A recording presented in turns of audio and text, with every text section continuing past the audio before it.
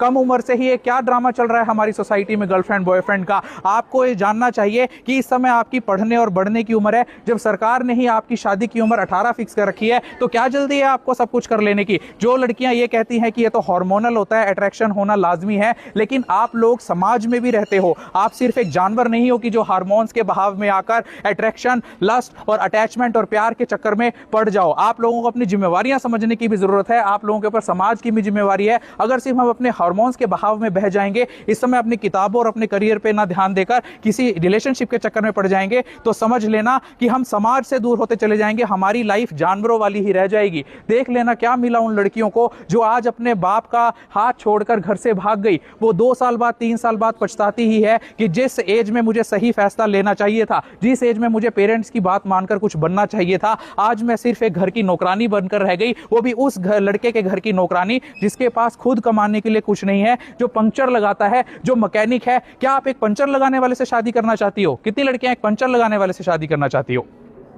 Because you deserve better. आपको अभी target होना चाहिए सिर्फ अपनी पढ़ाई पर ध्यान देना, और जब कुछ बन जाओगे अच्छा मैच आपके पास खुद चलकर आएगा। अदरवाइज आप सारी उम्र ऐसे ही धक्के खाती रह जाओगी। जिन्हें आज आप देख रहे हैं शराब के नशे में लड़कियां निर्वस्त्र होकर नंगी होकर गाड़ियों में घूम रही है, बाइकों में घूम रही हैं। क्या इस दिन के लिए हमारे देश ने यह सपना संजोया था? दो लड़कियां भी आज नशा करते हुए देख रही हैं दूसरी लड़कियों को। तुरंत उन्हें सतर्क करो कि बीड़ी नहीं पीनी है, सिगरेट नहीं पीना है, शराब नहीं पीनी है, क्योंकि ये बीड़ी सिगरेट शराब ना केवल आपके शरीर को खत्म कर रहे हैं, आपकी ओवरीज के एक्स को डिस्ट्रॉय करके आपको बांझ बना रहे हैं, बल्कि आपके समाज में भी आपकी रेपुटेशन और वैल्यू कम कर रहे हैं। आप सड़कों पर उतरकर प्रोटेस्ट के नाम पर गंदी गंदी गालियां जेनजी दे रहा है। प्रोटेस्ट तो हमारे देश में उस समय भी हुए थे जब हमारा देश गुलाम था, अंग्रेजों का गुलाम था। क्या भगत सिंह के मुंह से आपने कभी गाली सुनी?